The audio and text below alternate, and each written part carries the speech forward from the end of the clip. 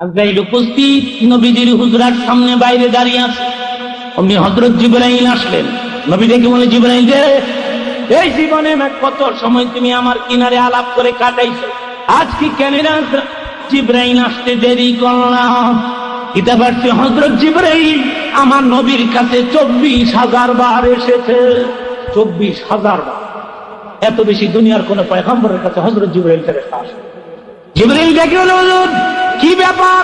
আমার ভাইরা, জিবরাইলের ডিউটি হলো আল্লাহর বাণী পয়গম্বরদের কাছে পৌঁছায় দেওয়া, আজরাইলের ডিউটি হলো রূহ কবজ করা। এক একজনের এক একটা ডিউটি। আজরাইলের খবর জিবরাইল রাখে না, জিবরাইলের খবরও সেই জন্য জিবরাইল বলে, হুজুর কি প্রয়োজন আজকে আমার, একটু তাড়াতাড়ি। নবী ডেকে বলেন, জিবরাইল রে, আজরাইল বাইরে দাঁড়াই রইছে, গিয়ে অনুমতি দিলাম আমার কামরার মধ্যে ঢুকতে। আজরাইল কারো কামরায় ঢুকলে অনুমতি লাগে না, কিন্তু আজকে অনুমতির জন্য দাঁড়িয়ে আছেন। চিৎকার করে বলুন সুবহান। হযরত ফাতেমা বাবার মাথার ধারে বসে বিনে বিনে কাঁদতেছে। নবী ডাক দিলেন, এ মা, দেখো মা, দরজাটা খুলে দে। ফাতেমারে বললেন, দরজা খোলা দে। হযরত ফাতেমা দরজা খুলে দেখে বাবার ঘরের দরজায় এমন এক লোক দাঁড়িয়ে রয়েছে, মাথা আকাশে, পা দুটা জমিনে। সঙ্গে সঙ্গে দরজা বন্ধ করে দিলেন। ডাক দিলেন, বাবা গো, এটা কে গো বাবা? এমন মানুষ তো ইতিপূর্বে মদিনায় দেখি নাই। কে গো বাবা? ওর আদরের মেয়ে ফাতেমা। ফাতেমাকে নবী বেশি ভালোবাসতেন, অনেক আদর কিন্তু বাড়তেই ফাতেমাকে দেখলে আমার নবী অনেক সময় দাঁড়িয়ে যাইতেন। সাহাবীরা বলেন, ইয়া রাসূলুল্লাহ, নিজের মেয়ে ফাতেমারে দেখে দাঁড়িয়ে যান। সাহাবীরা রে, আমার যেই মা বেহেশতের সমস্ত মেয়েদের সর্দার হবে, তার আগমনে কি আমি দাঁড়ায় সম্মান দেখাবো না? ফাতেমার দিকে নজর করে দেখে ফাতেমা কাঁদে। নবী ডেকে বলেন, মা গো, এই লোকটার চিনো না গো মা? ওদের ফাতেমা বলে, বাবা এমন মানুষ মদিনায় দেখি নাই। আমার নবী আর চোখে পানি রাখতে পারে না, ধা ধা করে চোখের পানিগুলো ছেড়ে দিয়ে ডেকে ডেকে বলে, মা গো, এটাই ওই ব্যক্তি গো মা, যে ব্যক্তি কিছুক্ষণের মধ্যে তোরে এতিম করে যাবে গো মা। এটা ওই ব্যক্তি গো মা, এই ব্যক্তি ঘর খালি করে, গুলিস্তান আবাদ করে, স্বামী কাইরে নেই গো, স্ত্রীকে বিধবা করে, বাপ কাইরে নেই গো, সন্তানদের এতিম করে। হযরত ফাতেমা বাবার বুকের মধ্যে জড়িয়ে পড়ে চিৎকার করে ডেকে বলে, না না, আমি আজরাইল বাবার কামরায় ঢুকতে দিব না। বাবা গো, তুমি যদি মইরা যাও গো, কাজে বাপ বইয়া যাবো। আমার ভাইরা, কত মানুষ দোকানে বসে আছে এখন, কত মানুষ হয়তো বা সিনেমা হলে, কত মানুষ মদের আড্ডা খাবে, কত মানুষ হয়তো বা প্রস্কোয়া চলে, কিন্তু আপনারা রহমতের জলসার মধ্যে বসে আছে, নবীর মহব্বতে পড়িয়া এক ফোঁটা চোখের পানি যদি ছেড়ে দিতে পারে, এই মাহফিল সাক্ষী, কিয়ামতের ময়দানে তোমার আমার চোখের পানি তোমাকে আমাকে নবী পাকের পাশে পৌঁছাইয়া দিবে।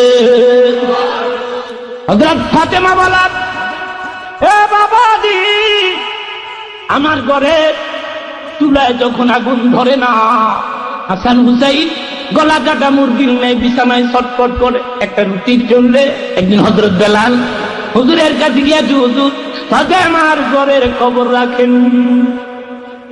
বলে, বেলাল রে, 5-6 দিন হয়েছে, আমি একটু ব্যস্ত, আমি আমার মার ঘরের খবর নেই। কি হয়েছে রে বেলাল? হুজুর জলদি যান। নবী পেরেশান হয়ে দৌড়ে আসে, দরজা বন্ধ, বাইরে দাঁড়িয়ে ডাক, এ মা, তোর বাবা আইছি। ফাতেমা কোনো উত্তর দেয় না।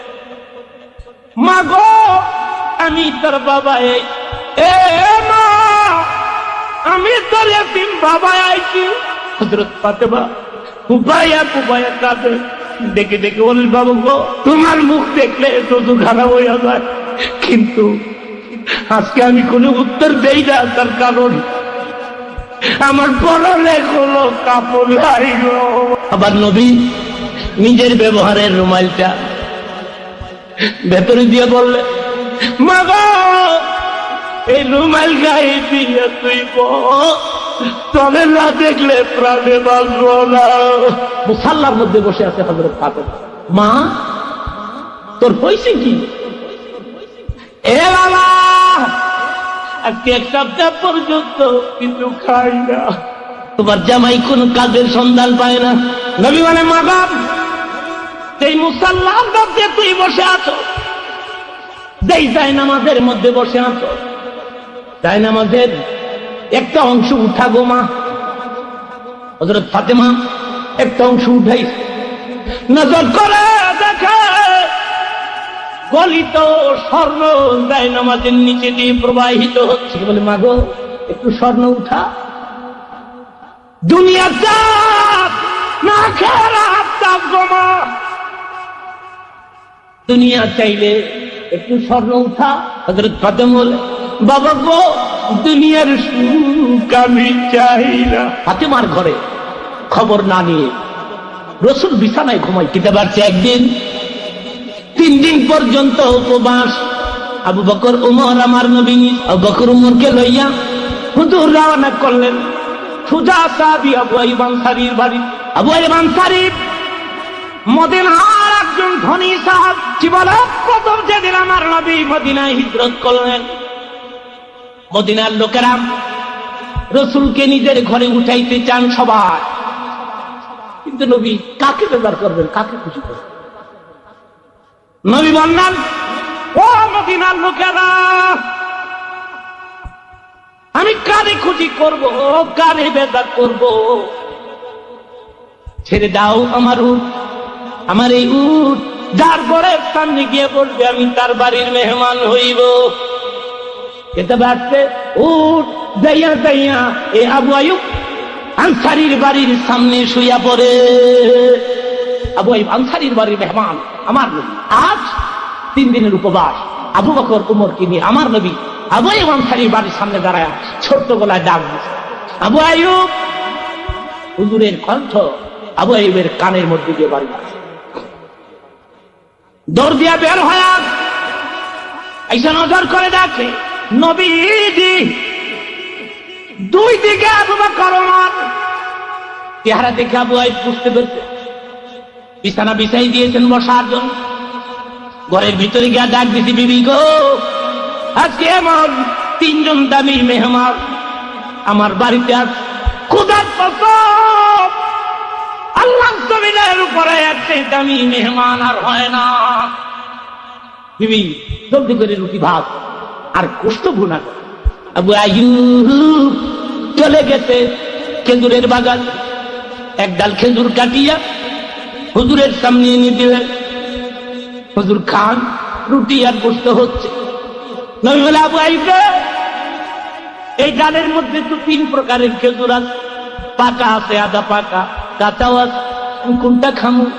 আবু আইয়ুব বলে, হুজুর 3 প্রকারের খেজুর আপনি খাবেন, কারণ 3 প্রকারের খেজুরের মধ্যে আপনার হাতের স্পর্শ লাগলে আমার বাগানে 3 প্রকারের খেজুরের মধ্যে বরকত হবে বেশি।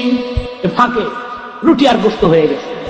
3টা প্লেটে করিয়া আবু বকর উমর আমার নবীর সামনে পৌঁছাই দিলেন। কিন্তু কিতাবাস আমার নবী খানা শুরু করেন না, উনি শুধু ডানে বামে নজর করে কার যেন তালাশ। হযরত আবু বকর মনে মনে বাপ 3 দিনের উপর নবী লোকমা না দিলে কেমনে শুরু করি? নবীর আগে লোকমা দেওয়া তো চরম বেয়াদবি। কিন্তু হুজুর কেন জানি বিসমিল্লাহ দিচ্ছেন। অমনি আবু আইয়ুব দেখি বলে, হুজুর কার অপেক্ষা করতেছে? আমি তো সকালে প্রচুর রুটি খাইছি, আমার ছেলে মেয়ে এরাও তো খাইছে। ইয়া রাসূলুল্লাহ, আমার স্ত্রী বড় শখ করে এই রুটি আর গোশত ভুনা, আপনি বিসমিল্লাহ দেন, আমার স্ত্রী খুশি হইব। আমার নবী এতিমের মতো চোখের পানিতে গাল ভিজে গেছে, বুক ভিজে।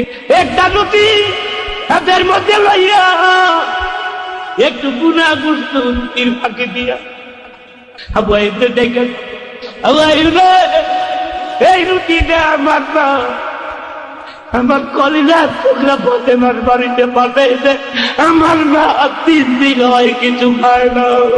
কত কষ্ট করেছেন হযরত ফাতেমা মুহাম্মদ রাসূলুল্লাহ সাল্লাল্লাহু আলাইহি সাল্লাম দিনকে প্রতিষ্ঠা করার জন্য, ইসলামকে টিকিয়ে রাখা।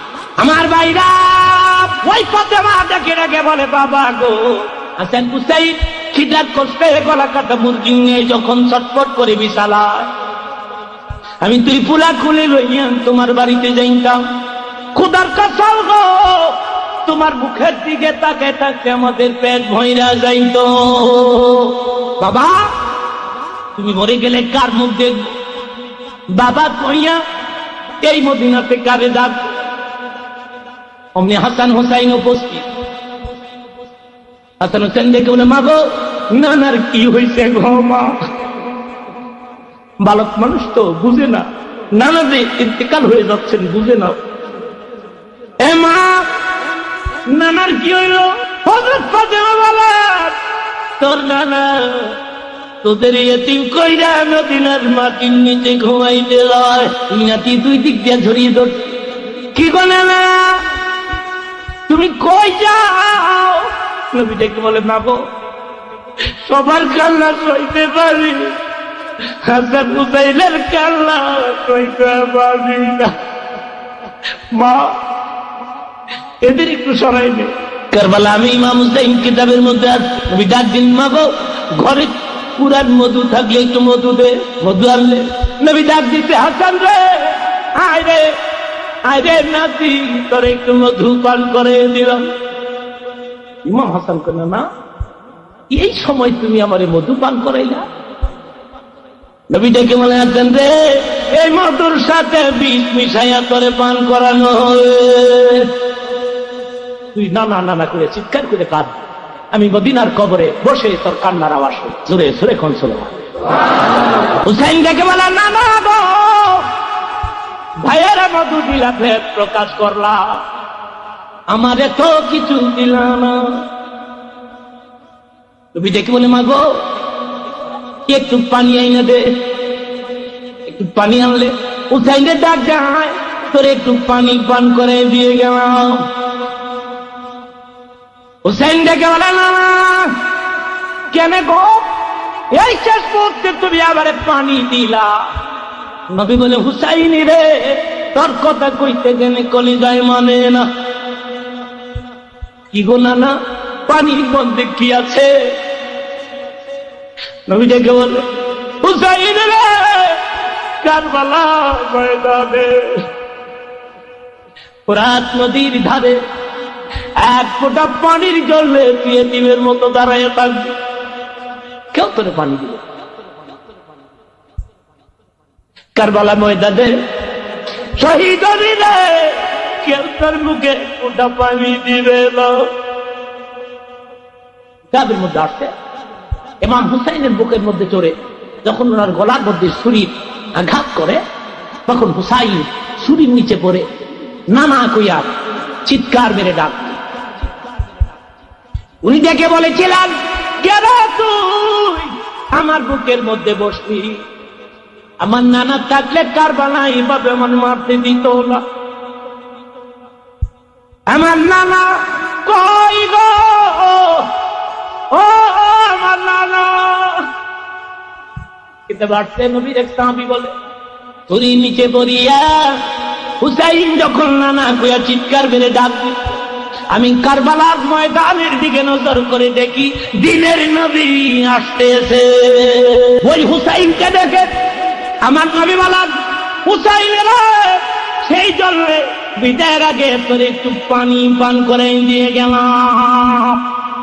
বন্ধুগণ মহব্বতে সোনার মদিনার দিকে একটু দুরূদ শরীফের আওয়াজ পৌঁছে দেন, আমি কথাটা পরিষ্কার বুঝায় আপনাদেরকে নিয়ে মুনাজাতে হাত তুলবো, একটু কাঁদবো মাহবুদের কাছে। আমার মন কয় আজকের এই মাহফিলের মুনাজাত আল্লাহ ফিরাইবে না। কিতাবে আসছেন ইন্তিকালের সময় আমার নবী ফাতেমাকে ইশারায় ডাক দিলেন, ইশারায়। মা গো আমি সুরে কথা বলতে পারি না, এই গো মা তোর কানটা আমার মুখের গোড়ায় লাগাই দে। মা, তোর কানটা আমার মুখের গোড়ায় দে। বন্ধুগণ, কানটা যখন মুখের গোড়ায় দিয়েছে, নবী ডেকে ডেকে বলেন, মা গো, কইয়া সে কামরাটা এখনো মদিনায় আছে। ওই কামরার কিনারে দাঁড়ান, একটু চক্ষু বন্ধ করলে, একটু ধ্যানবদ্ধ হইল, যেন দেখা যায় ফাতেমা এখনো বাবা বাবা বলে কাঁদতেছে। হাসান হুসাইন দরজার কিনারে গিয়ে দাঁড়িয়ে বল, মা গো, নানা আমাদের এতিম কইরা গেছে গো মা, তুমিও যদি নানার জন্য এভাবে কাঁদো তুমিও তো মরবা। মা, মা কইয়া কারে ডাকু, কাঁদবো কি ঘুমামু গো মা? ফাতেমা উত্তর দিতেন, ডিস্টার্ব করিস না, বিরক্তি করিস না, তাম দুনিয়ার চেয়ে অনেক বেশি ভালোবাসি আমি আমার আব্বাকে। কি সম্পর্ক বাবার সাথে ভাব, পরিষ্কার কিতাবের মধ্যে কাঁদতে কাঁদতে কাঁদতে কাঁদতে মুসাল্লায় ঘুমায় গেছে। এসব নামাজ পড়বে হযরত ফাতেমা। এইবার ঘুমের করে স্বপ্নে দেখে এতিম বাবা ফাতেমার দরজায় দাঁড়িয়ে আছে। স্বপ্নে দেখে দরজায় দাঁড়িয়ে ডাক দিস, মা গো, আর কাঁদিস না গো মা, তোর চোখের পানিতে আমার কবর ভইরা গেছে, আমি কবর ছেড়ে দিছি গো মা, তোরে নিতে আইছি গো মা। কেউ যদি খাবে দেখে মরা মানুষ জীবিত অবস্থায় আপনার পাশে দাঁড়িয়ে বলতেছে আমি তোমাকে নিতে আসছি, তাহলে তার তাবির হলো আপনি খুব তাড়াতাড়ি মৃত্যুবরণ করেন।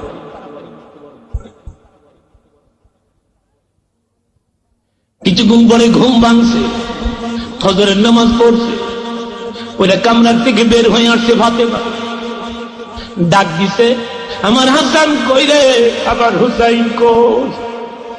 দুই পোলা দৌড়ে এসে, মা, একবার হাসান রে কোলে নয়, আবার হুসাইন রে কোলে নয়, দুই সন্তান রে বুকে লাগায় চুমা খায়। হাসান হুসাইন দেখে বলে, মা গো, 6 মাসের মধ্যে কোনদিন কোলে লও নাই। কি গো মা, আজকে এভাবে বারবার কোলে লও, বারবার চুমা খাও, বুঝেছি গো মা, নানার কথা বোধে বুঝলা ফেলাইছ।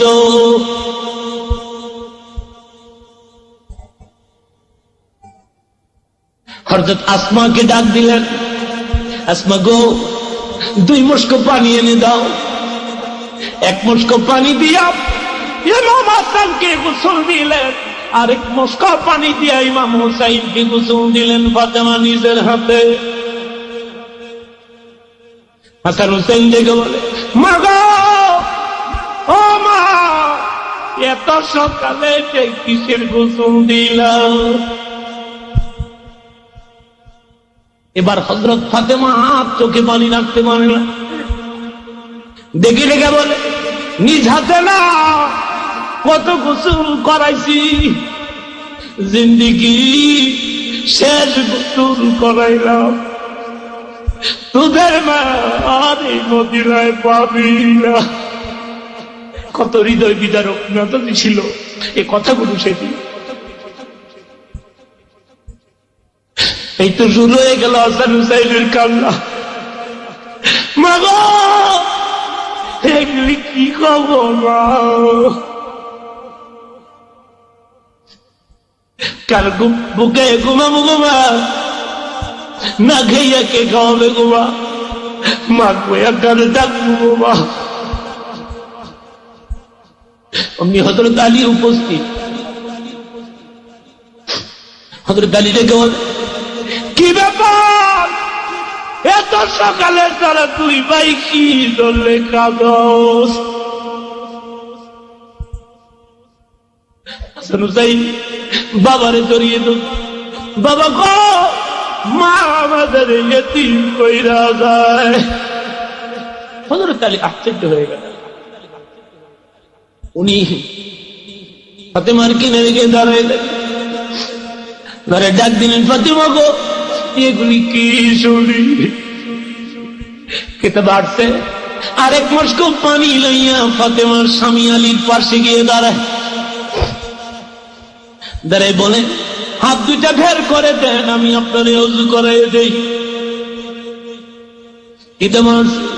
প্রতি ওয়াক্ত প্রতি ফজরের নামাজের আগে ফাতেমা নিজের হাতে স্বামী আলীরে ফজরের নামাজের আগে নিজের হাতে ওযু করাই দিতে।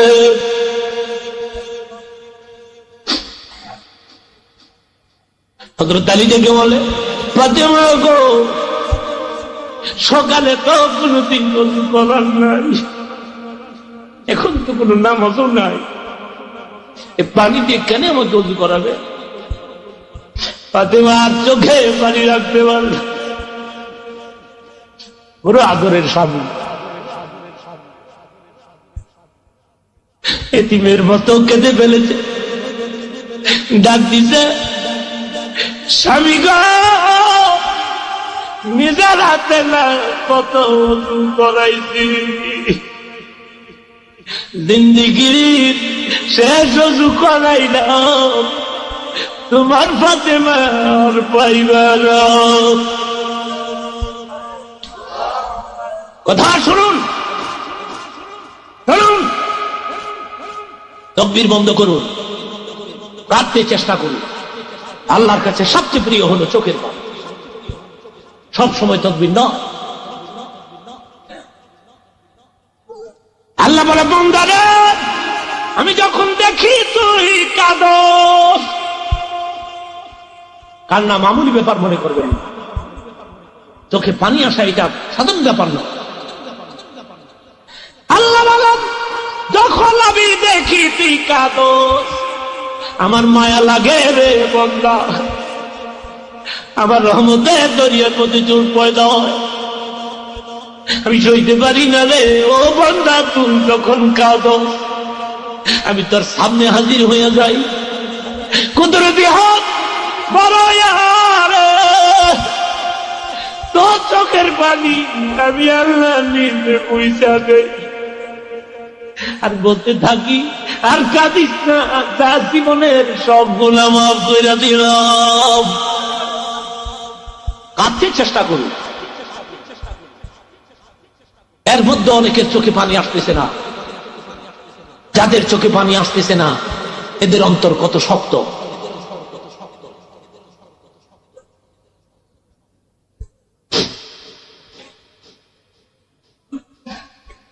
আমার ভাইরা, হযরত আলী বলেন, ফাতেমা গো, এটা কি কর? আমি একা কেমনে থাকবো এ মদিনা? ফাতেমা বলেন, শুনেন, আমার বাবা আজকে আমার নিতে আইব, আমি যদি কোনো অন্তরে দুঃখ দিয়ে থাকি, এই নেন, মাথা পাইটা দিলাম, যত শাস্তি পালনে স্বামী এই দুনিয়াতে দাও, আখিরাতে আমার এতিম বাবার সামনে লজ্জা দিও না। হযরত আলী বলেন, ফাতেমা গো, এইসব কইয়া আমার লজ্জা দিয়েন না। জিন্দেগিতে একটা ভালো কাপড় পরাইতে পারলাম না, জীবনে ভালো খাওয়া সামনে দিতে পারলাম না। ইচ্ছা করলে আপনার বাবা আপনাকে ধনীর কাছে বিয়ে দিতে পারতেন, ইচ্ছা করলে কোটিপতি লাখপতির কাছে আপনাকে বিয়ে দিতে পারতেন। তা না করিয়া আমি গরিব আলীর কাছে বিয়ে দিতে। গরিব মানুষ। যেদিন ফাতেমার আলীর বিয়ে হয়, আজকে রাসূল ওসিয়ত করতেছেন হযরত আলী আর ফাতেমা, এ মা, এ আলী তোমার স্বামী। ওসিয়তটা কত সুন্দর ছিল। এ মা, তুমি মনে রাখো, আলী গরিব হইতে পারে, কিন্তু তোমার স্বামীর পায়ের নিচে কিন্তু তোমার জান্নাত। মাগো, স্বামীরে কোনোদিন কষ্ট দিও না, যাও মা, এই কথা কইলেন আলীর সামনে। ফাতেমা ঘরের ভেতরে চলে গেছে। হযরত আলীর কি বলে শুনে, আলী রে, আমি কিন্তু ফাতেমারে কোটিপতির কাছে বিয়ে দিতে পারতাম। জোরে কোন সুবহানাল্লাহ। লাখপতিরা বিয়ের প্রস্তাব দিয়েছে ফাতেমা, কোটিপতিরা বিয়ের প্রস্তাব দিয়েছে, কিন্তু তা আমি করি নাই। আমি তোর কাছে বিয়ে দিয়েছি। আলী রে, তুই জানোস ফাতেমার সাথে আমার সম্পর্ক কি? আলী বলে, হুজুর আপনার মেয়ে ফাতেমা, আপনার মেয়ে? না আলী, ফাতেমা শুধু আমার মেয়ে নয়, ফাতেমা তো বিদআতুম মিন্নি, ফাতেমা কিন্তু আমার গায়ের একটা টুকরা। কত বড় কথা! আমার এই কথাটা মনে রাখিস। যা, স্ত্রীকে নিয়ে যা, মদিনায় ছোট্ট একটা ডেরা ঘর ভাড়া কইরা হযরত আলী ফাতেমার নিয়ে। ভিটি নাই, ঘর নাই, নিজের ঘর নাই, জায়গা। একবার প্রায় 5-6 দিন পর্যন্ত ঘরের চুলায় আগুন নাই। সন্ধ্যার সময় খবর আসছে এক ইহুদির বাড়িতে উটের পিঠ থেকে মাল নামাইলে কিছু পয়সা পাওয়া যাবে। হযরত আলী বললেন, ফাতেমা, একটা কাজের সন্ধান পেয়েছি, আপনি কিন্তু বিশ্রাম নেবেন, ঘুমাইবেন, আমার আসতে একটু দেরি হতে পারে। ইহুদির বাড়িতে চলে গেলেন আলী। উটের পিঠটাকে মাল নামাইতে অধিক রাত হয়ে গেল। এত কাজ করিয়া মজুরি পাইলেন মাত্র 4 আনার পয়সা। এই 4 আনা হাতে লইয়া রাত 11টা-12টা, প্রায় দোকান বন্ধ, একটা দোকান খোলা, কিছু জব, কিছু গম কিনছে, গমের গাঠুরি মাথায় করে হযরত আলী বাড়িতে গেছে প্রায় 12টার কাছে।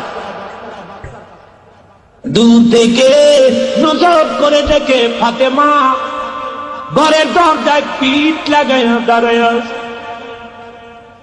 ফাতেমা, আমি না যাওয়ার সময় বললাম আপনি বিশ্রাম নিবেন, 4-5 দিন যাবত কিছু খান না, একটু ঘুমাইতে কই নাই? হযরত ফাতেমা উত্তর দিলেন, তুমি তোমার দায়িত্ব আদায় করেছ, ঘুমাইতে কইছ, আমি আমার দায়িত্ব আদায় করলাম। স্বামীরে বাইরে দুনিয়া কোনটা হসে বিছানায় ঘুমাবো, এমন কথা কোথাও শুনি নাই। কি জিন্দগি করে গেছে, আর আমরা কি জিন্দগি পাবো?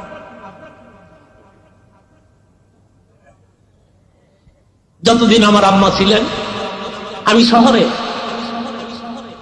20 মাইল, 25 মাইল, 30 মাইল দূরে বক্তৃতা করে কোথাও থাকি না, বাসায় ব্যাক করি। আমার ভাইরা, আমার মা যতদিন ছিলেন বাড়ির বাইরে আমার গাড়ির ঘরে একটা হনেন বাজার সঙ্গে সঙ্গে আমার মা দৌড়ে আসতেন, দরজা খুলতেন, বলতাম, মা গো, রাত এখন 1টা-2টা, তুমি ঘুমাও নাই? মা বলতেন, চেষ্টা করছি কিন্তু ঘুম হয় না, তুই জানবি। স্ত্রীকে দেখতাম, স্ত্রী ঘুমিয়ে আছে, বেগম ঘুমিয়ে আছে, টেবিলের মধ্যে আমার খানা রাইখা বাচ্চাদের নিয়ে ঘুমায়।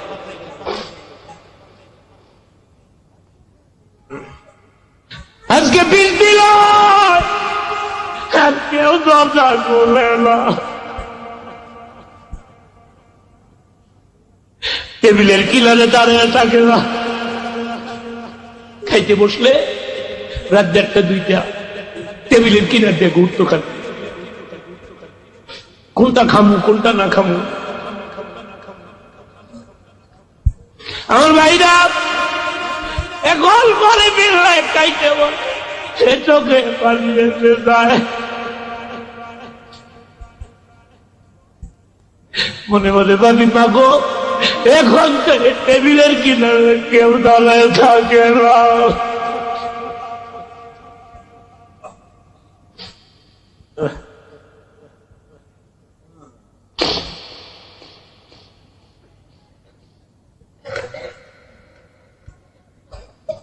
হযরত ফাতেমা বলেন, স্বামীরা বাইরে রাইখা কেন ঘুমাবো, এমন কথা কোথাও শুনি নাই। গাঠুরি কাঁধের থেকে নিজ হাতে ধরে নিয়ে গেলেন, পানি দিলেন স্বামীরে ওযু করতে, বললেন আপনি তো পরিশ্রান্ত ক্লান্ত, আপনি একটু আরাম করেন, রুটি হইলে আমি ডাকবো। হযরত আলী শোয়ার সঙ্গে সঙ্গে ঘুমায় গেছে। এইবার পাকঘরের দিকে নজর করে দেখে নবীর কলিজার টুকরা ফাতেমা, জান্নাতে যিনি হবেন সমস্ত মেয়েদের সরদার, উনি জবগুলো গমগুলো পাথরের জাতার নিচে দিয়া নিজের হাতে জাতা ঘুরাচ্ছে। আপনারা কতবার ঘুরাইলে পরে এই জবগুলো গমগুলো আটা হবে? কতবার ঘুরাইলে পরে? একবার দুইবার? অনেকবার ঘুরাইতে ঘুরাইতে নবীর কলিজার টুকরা হাতের মধ্যে ঠোঁট বইরা যাইত, চামড়াগুলি উইটা যাইত, রক্তে দুইটা হাত লাল হয়ে যাইত। এরপরও কোনদিন স্বামীর সাথে চক্ষু লাল করে কথা বলে না।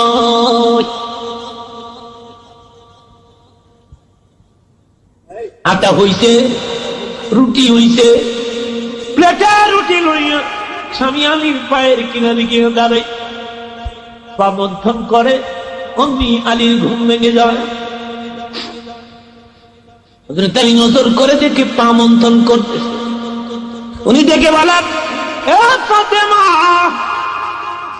এর আগে আমি একদিন আপনাকে নিষেধ দিয়েছিলাম, খবরদার আমার পা স্পর্শ করবেন না, কিন্তু আজকেও আপনি আমার পা স্পর্শ করলেন। ফাতেমা গো, আপনি জানেননি নবীজি কি কইছে? নবী কইছে, আলী রে, ফাতেমা আমার গায়ের একটা টুকরা, নবীর গায়ের অংশ আপনি। হযরত ফাতেমা বলেন, আমি আমার বাবার গায়ের টুকরা হতে পারি, কিন্তু বাবা কইছে তোমার এই দুইটা পায়ের নিচে আমার জান্নাত। দুটি কথা আর কত চমৎকার মিল।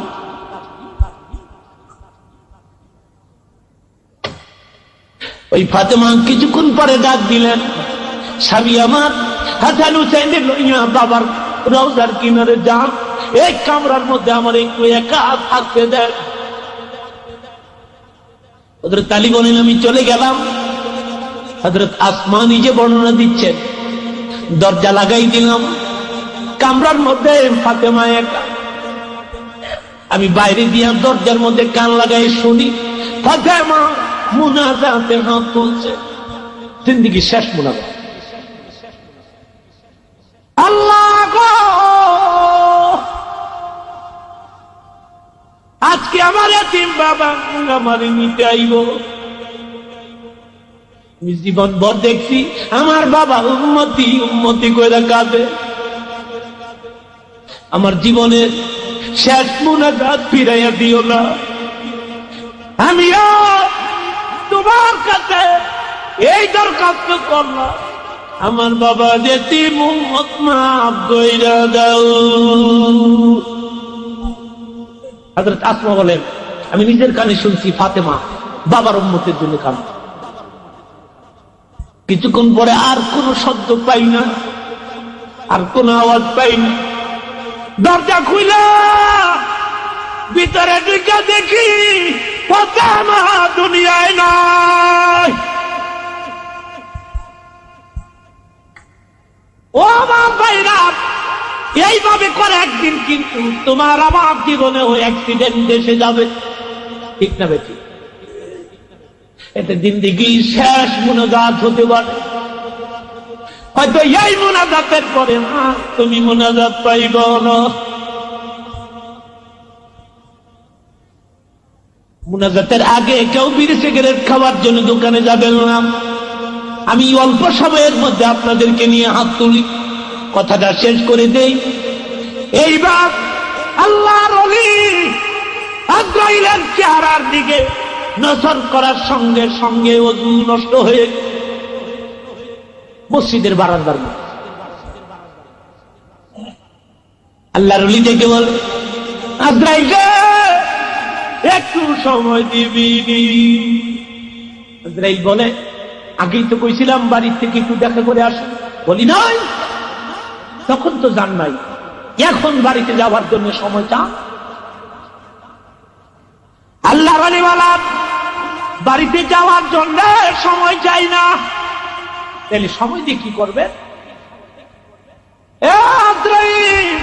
এই বাড়ি আমারে পাগল করতে রে, এ বাড়ির আরামের বিছানা আমারে মসজিদ থেকে ফিরাইয়া রাখ। আরামের বিছানা আজান দিলে উঠতে মন চায় না, জোরে কর নাউজুবিল্লাহ। আজরাইল কয়, তাহলে সময় দিয়ে কি করবেন? আল্লাহর ওলি বলেন, আজরাইল রে, তোমার দেখার সঙ্গে সঙ্গে আমার ওযু নষ্ট হয়ে গেছে। ভয়ে আমি একটু ওযু করব, 2 রাকাত নামাজ পড়ব। বাদশা কি কইছিল?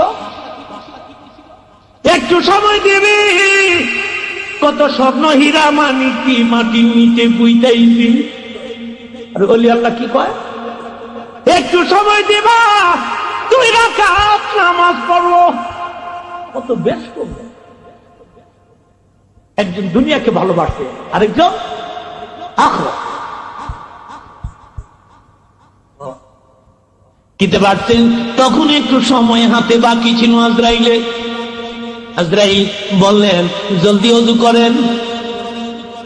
আল্লাহর ওলি বললেন, 2 রাকাত নামাজ যখন শেষ হবে, বাম দিকে যখন সালাম ফিরাব, রূহ কবজ কইর রে, বাধা দিব না। বন্ধুগণ, ওযু হইল, বারান্দার মধ্যে দাঁড়াইলেন। শিশুর সন্তান মায়ের স্তনের দুগ্ধ পান করিয়া যেভাবে ঘুমিয়ে যায়, আল্লাহর ওলি মসজিদের বারান্দায় এর চেয়ে আরো বেশি আরামে দুনিয়া থেকে বিদায় হয়ে যায়।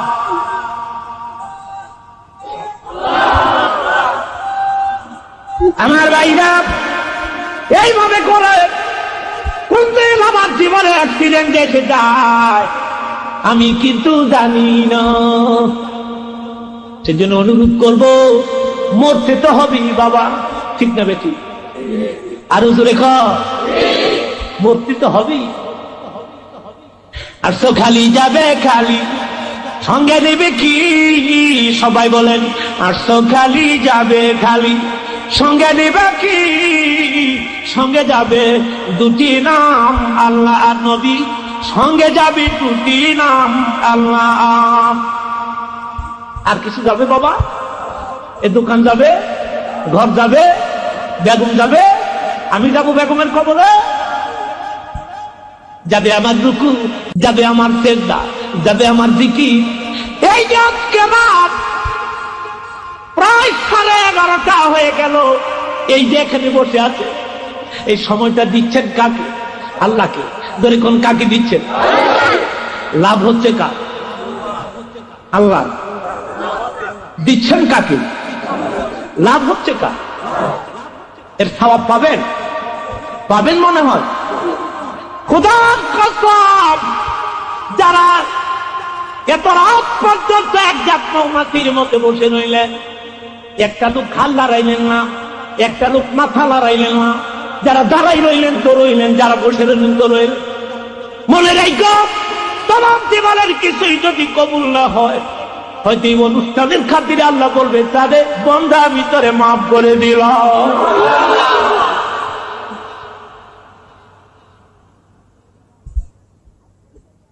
অনুরোধ করে গেলাম, আজকে থেকে এক ওয়াক্ত নামাজ আর কাজা কইল না, মিথ্যা কইও না, মারামারি, চুরি, ডাকাতি, বদমাশ, জিনা, ব্যভিচার, হিন্দু মুসলমান উভয় ধর্মের লোকই তো এই এলাকার মধ্যে বাস করে। মারামারি ইসলাম পছন্দ করে কিনা কোন? যারা হিন্দু তোমরা থাকো তোমাদের বাপ, ও মুসলমান তোমরা থাকো তোমাদের বাপ। মুসলমান তোমাদের আদর্শ দেখে হিন্দুরা পাগল হয়ে যাবে, তোমাদের চলাফেরা তাহজিব তামাদ্দুন দেখে অন্য ধর্মাবলম্বী লোকেরা চিৎকার করে পড়বে লা ইলাহা ইল্লাল্লাহ মুহাম্মাদুর। যুবক ভাইরা আমার, এই ছন্দটা তোমরা মনে রাখবা। এমন জীবন কদরে গঠন, সবাই বলেন এমন জীবন কদরে গঠন, মরিলে হাসিবে তুমি কাঁদিবে ভুবন, মরিলে হাসিবে তুমি কাঁদিবে ভুবন।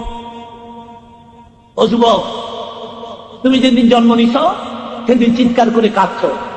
তোমার দাদা হাসছে, দাদি হাসছে, নানা হাসছে, নানি হাসছে, বাবা হাসছে, তুমি কাঁদছ। বাচ্চা হইলে বাচ্চা কাঁদে না, হাসে? জীবনে দেখছেন কোন বাচ্চা জন্মের পরে খালি হাসতেছে? আমার নবী জন্মের পরে কাঁদতেন, কাঁদেন নেই। হযরত ঈসা রুহুল্লাহ জন্মের পরে কাঁদেন নাই। কেন কাঁদেন নাই? শয়তান ওনাদেরকে মাফ করেন। হাদিস শরীফে আছে বাচ্চা যখন জন্ম নেয় তখন শয়তান সেখানে উপস্থিত থাকে। শয়তান বাচ্চা জন্মের সঙ্গে সঙ্গে এত জোরে মাফ করে বাচ্চা চিল্লায় কাঁদতে থাকে। কিন্তু আমার নবীকে শয়তান মাফ করে নাই, সেজন্য নবী জন্মের পরে কাঁদেন নাই। জোরে এখন সুবহানাল্লাহ।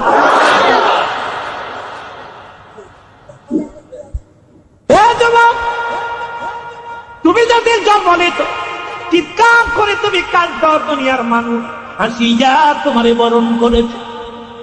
বাবাই হাসে, দাদাই হাসে, দাদি হাসে, নানা হাসে, নানি হাসে। হ্যাঁ, কত খুশি। পোলা হইছে, পোলা হইছে। বাংলাদেশে পোলা হইলেই বাপ খুশি হয়, মেয়ে হইলেই বাজার। পোলা হইলে কয় পাইছি 10,000 পাইছি, মাইয়া হইলে কান্দে কয় নিচে গা 10,000। আর আমি আল্লাহরে কি কইছি জানেন? আমি আল্লাহর কিছু, আল্লাহ গো তুমি যদি আমার এমন মেয়ে দাও যে মেয়ে হযরত ফাতেমার মতো হবে, যে মেয়ে খাদিজাতুল কুবরার মতো হবে, যে মেয়ে হযরত আসিয়ার মতো হবে, হযরত মরিয়মের মতো হবে, তাহলে তুমি আমার একটা ছেলে দিও। যদি আমার ছেলে হয় বদমাইশ, যদি আমার ছেলে হয় খুন, যদি আমার সন্তান হয় মূর্খ, তাহলে আমি একটা ছেলে। কিয়ামতের ময়দানে অনেক মেয়েদেরকে দেখা যাবে তারা হাজার হাজার পুরুষের আগে জান্নাতে চলে যাচ্ছে। আর আসতে কোন সুবহানাল্লাহ।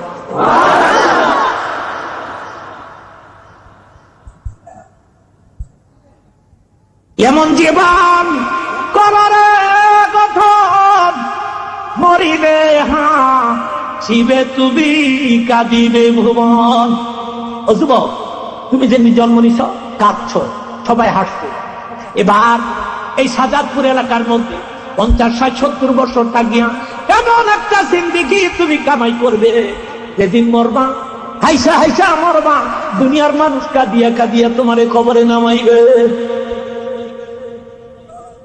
তুমি নামাজ পড়বে, তুমি রোজা রাখবে, তুমি সত্য কথা বলবে, তুমি যদি সৎ চরিত্রের হও, তুমি যেদিন মরবা এলাকার সব মানুষ তোমার জানাজার মধ্যে শরীক হবে। ঠিক না বেঠিক? আর তুমি যদি নামাজ না পড়ো, তুমি যদি মিথ্যা কও, তুমি যদি মদ খাও, তুমি যদি বদমাশি করো, তুমি যদি জিনা করো, তোমার যন্ত্রণায় যদি এলাকার যুবতী মেয়েরা ঘর থেকে বের না হতে পারে,